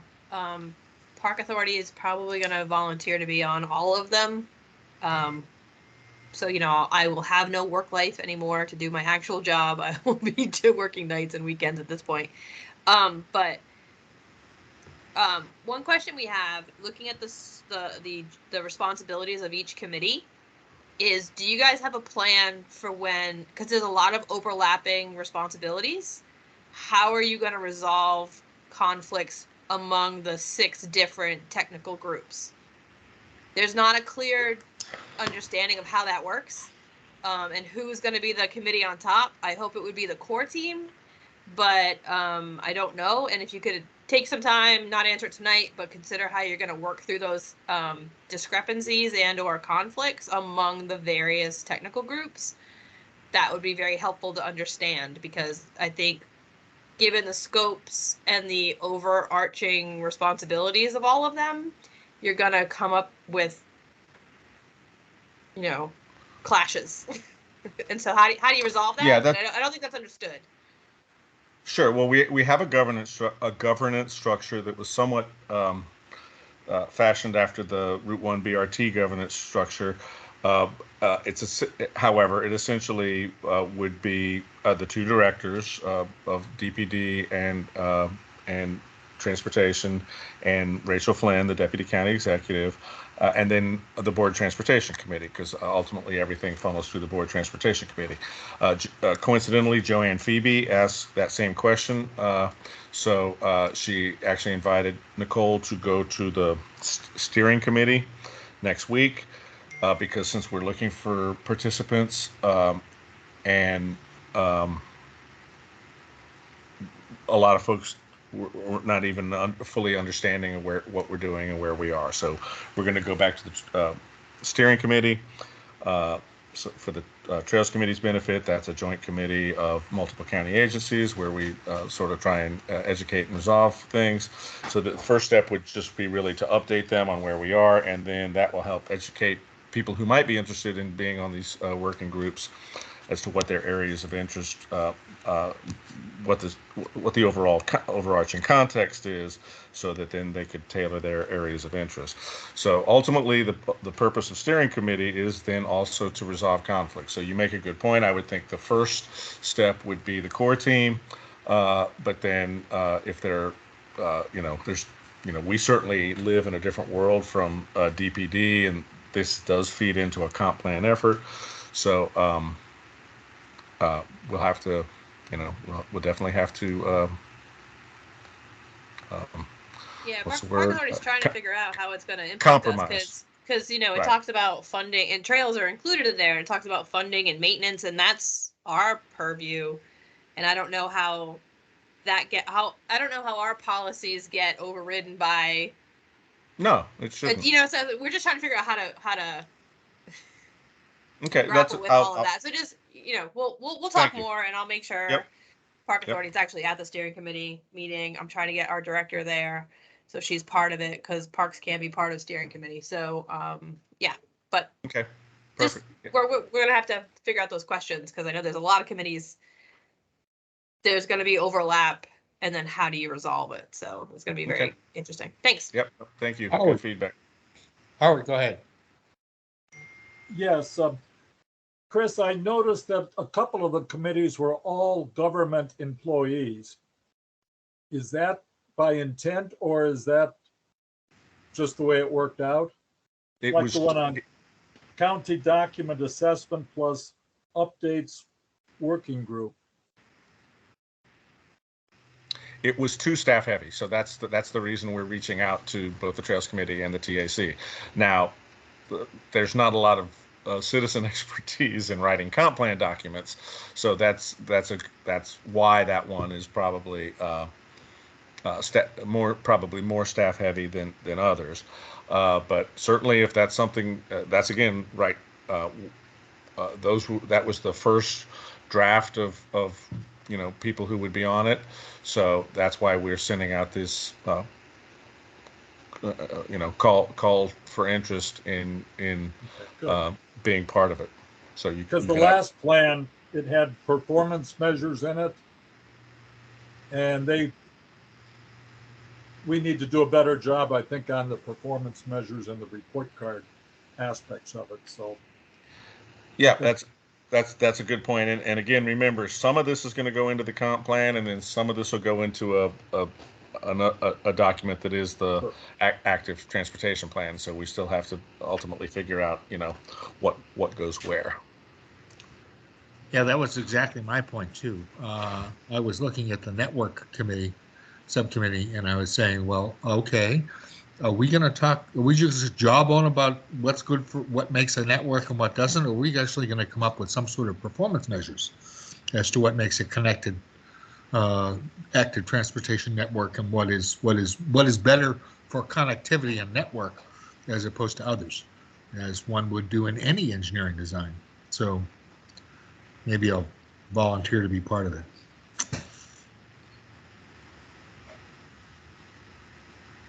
Yep, perfect. Any other questions for staff? All right, so Chris, there are a couple of other issues. They're all staff down here. We have a few minutes left.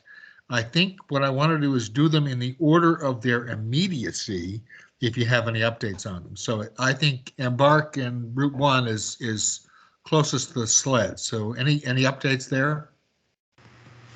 No, not really. We're moving ahead with both the Route 1 widening project and the BRT project. There was public meetings recently about what we're calling turn lane analysis, where we've been asked to examine if we need all the turn lanes that are in the project in an effort to narrow the footprint.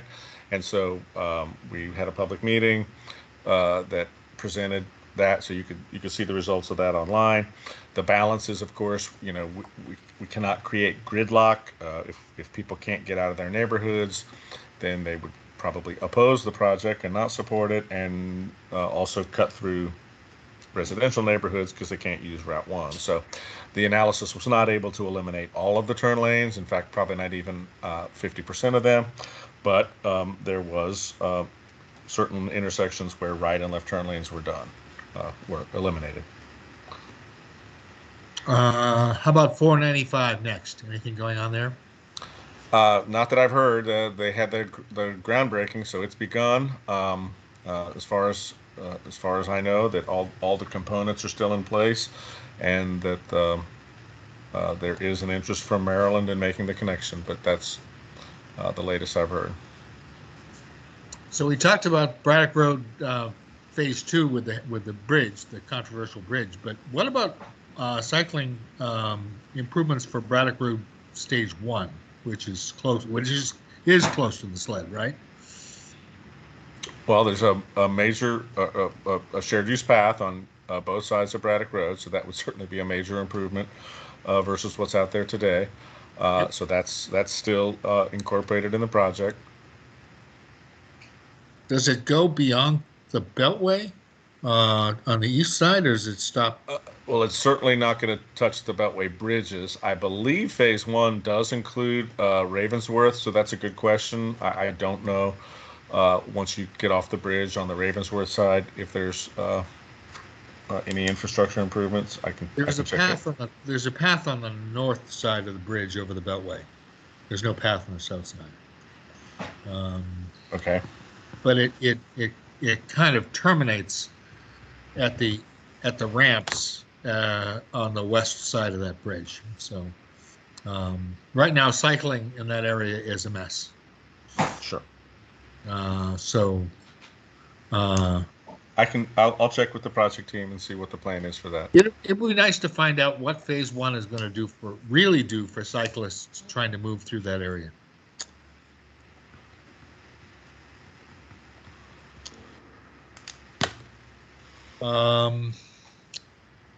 Okay, and I'm not sure staff has much to tell us about the Potomac Heritage National Scenic Trail or the GCCT Lorton VRE connection. So I can give you a little update on the Potomac Heritage Trail stuff if you want. yeah, let's see what's up, Beth. So Park Authority is working actually with them to come up with their corridor analysis. They update it every so often. So what they were doing is they used to put it in a report, which was like a PDF version. I think it's going to be a web version now. So that way it's sort of like a storyboard. It's going to have a lot of information from the different jurisdictions, like amenities, type of trail path, difficulty. I think they're looking for a bunch of different data that they're trying to collect from the different jurisdictions to kind of tell the story of what the trail is like through its corridor. So they're collecting that data now from all the different land managers. So they're going to be updating it this year. So keep your eye on that. It's going to be more of a online presence, and that way it can be updated more easily as things come about. So they're currently working with all the different jurisdictions that have the Potomac Heritage Trail on it, the land that's on it. So yeah. Thanks, Beth. Sure. And whose responsibility is the Mount Vernon Trail extension? Is that BDOT? Mount Vernon Trail extension. Is that National Park Service? Well, it's NPS down as far as the Parkway, but beyond the Parkway, that's Virginia, right? This is Jim. There's a grant project. I believe it's now under construction over by the Gristmill Park. Yeah, is that what you're asking about? That's FCDOT. That's a county project. That's FCDOT. Ah. So soon you'll be able to ride to the Gristmill Park for evening concerts. It'll be really great. From Mount Vernon area? From all the way down there. Except there's one little stretch that's a little shaky, but in terms of the path that's there. But yeah, there'll be a continuous facility, but we're tying into the existing facility that goes back to the Mount Vernon estate, and it is not the best facility. And is that endorsement? is that because that's still part of? It's just an old trail and in crappy shape. So maintenance with. Yeah, it's a maintenance issue. But Supervisor Stork has been adamant that once we build this new mile long connection that wasn't there, then that needs to be the next thing to be addressed. That's good.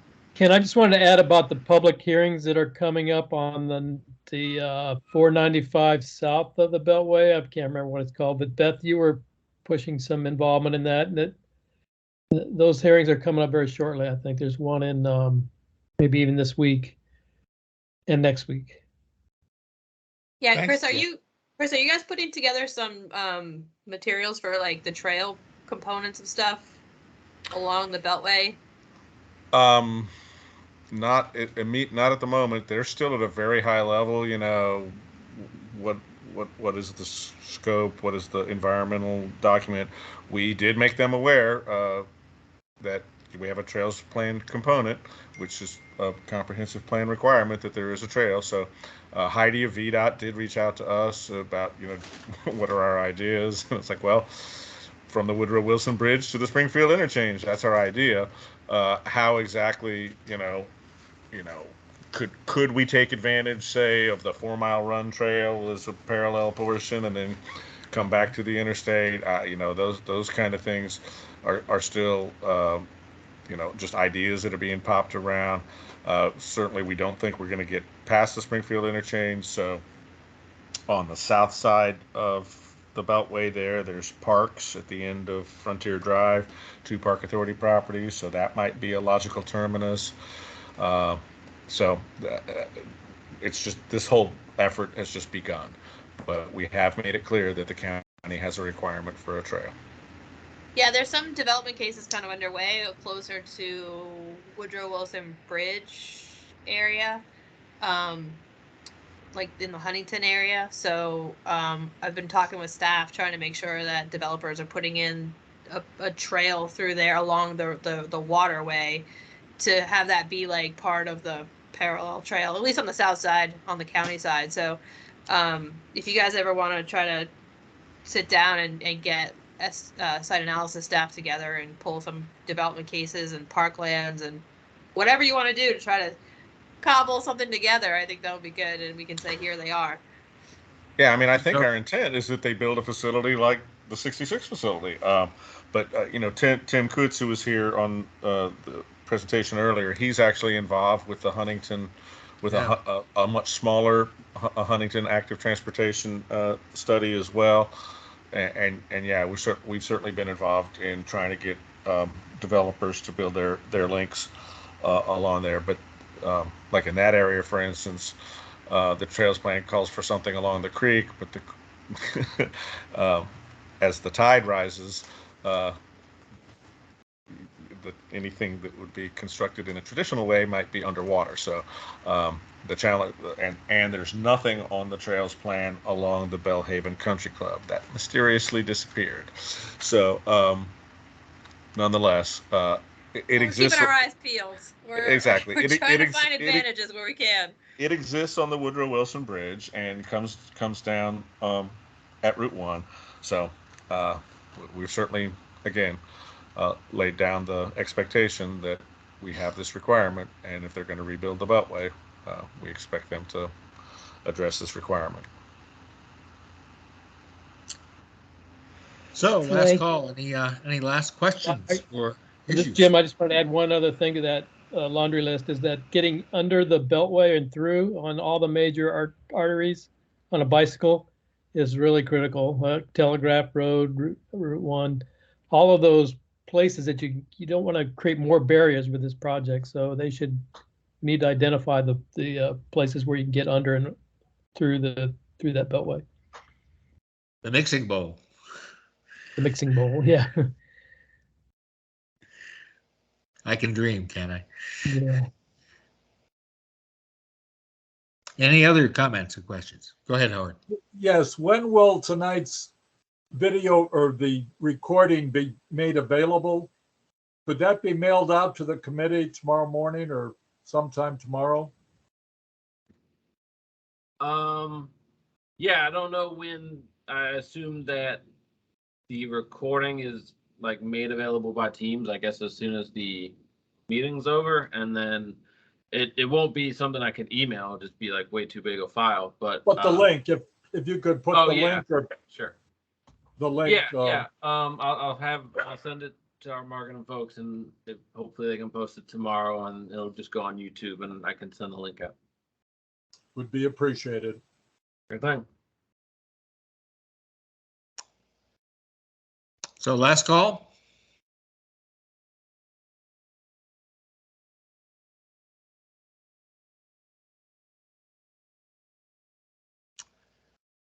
Sounds like we've emptied the tank.